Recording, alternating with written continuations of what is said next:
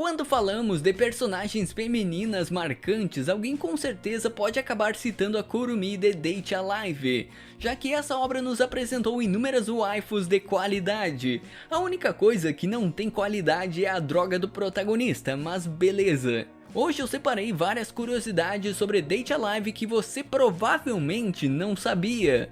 Mas antes disso, se quiser apoiar o canal com algo além de sua inscrição, então considere virar um membro, e assim você terá direito a vídeos exclusivos nada relevantes para sua vida, mas eu agradeço muito seu apoio. Bem, iniciando com a primeira curiosidade, obviamente, de acordo com o quadrinho 4-Koma da novel spin-off chamada de Aruzu Install, a Hine é o tipo de garota que o Shidou mais gosta. E pra quem não tá ligado, a Hine é um espírito que aparece apenas nos jogos de Date A Live, mas já vou explicar melhor isso. Já na curiosidade de número 2, no anime o item mais valioso da Touka é seu travesseiro parecido com um pão, que ela ganhou em um centro de jogos com o Shidou no início da história. Sendo que ele logo é destruído devido a um ataque da Origami, mas nos episódios posteriores ela tem esse mesmo travesseiro dentro do quarto. E é um furo de roteiro isso? Não, né? Ela simplesmente foi lá e comprou outro.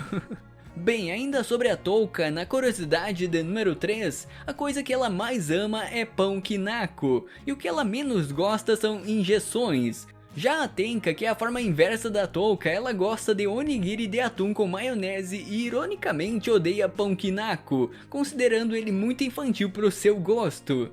Na curiosidade 4, a Origami deveria ter cabelos longos, o mesmo cabelão que já foi mostrado no anime por pouco tempo. No entanto, ela recebeu cabelos curtos por uma questão de diversidade no design dos personagens. Resumindo, ela só não tem cabelão por causa dessa maldita diversidade, mas vida que segue. Porque ela ficou muito bonita com aquele cabelo comprido, convenhamos. Na curiosidade de número 5, agora falando da Best. No anime, a Kurumi apareceu pela primeira vez no episódio 5 da primeira temporada, como uma participação especial, sendo uma figurante segurando um guarda-chuva vermelho de fundo.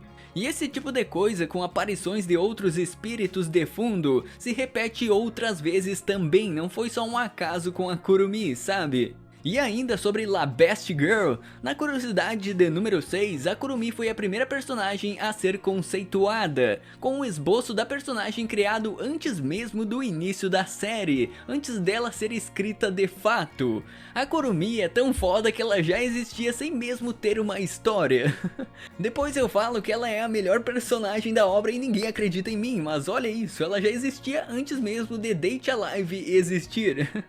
Uma pena não ter um protagonista decente para reconhecer essa divindade chamada de Kurumi e ter os devidos avanços no romance, realmente uma pena. Já na curiosidade de número 7, voltando ao assunto dos easter egg em Date A Live, a Yoshino fez uma pequena participação especial no episódio 3 da primeira temporada, antes mesmo de sua introdução na história, onde ela estava fora de um fliperama que o Shidou e a Touka entraram.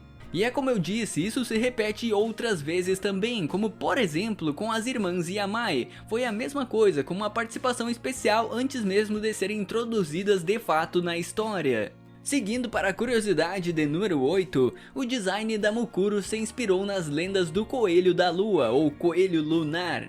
Essa lenda tem algumas variações, mas eu achei interessante citar uma onde um coelho se sacrifica para ser a comida de um viajante que estava morrendo de fome. No entanto, o viajante na verdade era uma divindade. E em forma de agradecimento ao coelho por salvar sua vida, a divindade desenhou a imagem do coelho na lua para que todos pudessem apreciar sempre que olhassem o luar, basicamente isso. Seguindo para a curiosidade de número 9, o design e poderes do Mikael da Mukuro, como uma arma em forma de chave capaz de selar e desbloquear qualquer coisa, compartilha uma grande semelhança com a Keyblade da série Kingdom Hearts. Na curiosidade de número 10, o Lily no título da capa do volume 6 significa Yuri, e em japonês, melhor dizendo, é relacionamento lésbico, né, basicamente. E isso se refere a como a Miko odeia homens e prefere garotas, apenas garotas, sendo o protagonista a única exceção em sua vida. Tô até falando, o poder do protagonismo cura até... É melhor eu deixar quieto o que eu ia falar realmente, depois eu que tô errado por fazer uma piada, véi. Seguindo aqui na curiosidade de número 11, sobre a Kotori, seu signo do zodíaco é Leão, geralmente associado ao elemento fogo, e isso claramente diz respeito à forma de espírito da Kotori, que também é ligada ao poder de fogo. Uma curiosidade totalmente inútil, mas é isso aí, eu queria deixar uma menção pra ela pelo menos. Na curiosidade de número 12, a Hine, uma das personagens principais da visual novel The Date A Live, já apareceu na adaptação em anime e no volume 11 da Light Novel. No entanto, ela foi usada apenas como um disfarce pela Phantom. Não era exatamente a Hine de fato, sabe? Podemos dizer que foi apenas uma homenagem à heroína da visual novel. E já que eu toquei no assunto de VN de visual novel, na curiosidade de número 13, a VN de Date A Live pega uma linha do tempo diferente do anime e da Light Novel.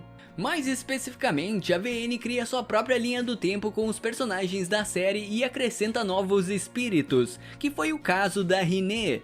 E como já sabemos, existe o conceito de linhas alternativas em Date A Live, então podemos dizer que tanto os eventos da VN como da novel são canônicos, só que em linhas do tempo separadas. O que foi uma boa sacada para terem histórias diferentes, já que a própria Kurumi pode intercalar de linha na história. A visual novel seguir um rumo diferente é totalmente aceitável, sabe? E sim, a VN tem rota para todas as heroínas, todas as principais heroínas. E você pode até mesmo pegar o final com a Kurumi, aquele final que você sempre desejou, pelo menos falando por mim. Só não tem mais 18, mas isso é o de menos aqui, isso é o de menos. Bem, na curiosidade de número 14, antes da revelação da identidade da Phantom, a dubladora da Reine, que é a Aya Endo, também dublou a Phantom na visual novel The Date A Live Hine Utopia, já deixando uma possível pista de quem era a Phantom o tempo todo, isso falando pra quem jogou a VN, é claro. Por fim, na curiosidade de número 15, ainda sobre as VN de Date A Live, a visual novel Rio Reincarnation é basicamente um jogo 3 em 1. E eu falo isso porque tem 3 visual novels juntas que você pode jogar. E se for jogar, se quiser ir em ordem cronológica, comece pela Hine Utopia, depois Aruzu Install e por fim Rio Reincarnation. E é uma visual novel disponível na Steam, então fica a recomendação porque vale muito a pena. No mais, era basicamente isso por hoje. Apesar dos apesares, Date A Live ainda assim consegue ter alguns bons momentos na história, e não deve ser subestimada. Essa história de Date A Live não deve ser subestimada. Principalmente porque a obra tem alguns temas darks que são melhores desenvolvidos após a terceira temporada, e agora com a quinta deverá ser o ápice disso tudo. E eu repito isso, apenas não subestime essa história pela sinopse e pelo seu início. Obrigado por assistir até aqui, inscreva-se, confira o sininho e até uma próxima! Você ouviu e assistiu, ou só ouviu, ou só assistiu mais um episódio na Adega Arte. Confira também outros vídeos da programação E considere se inscrever para apoiar o canal. Nos vemos no próximo vídeo.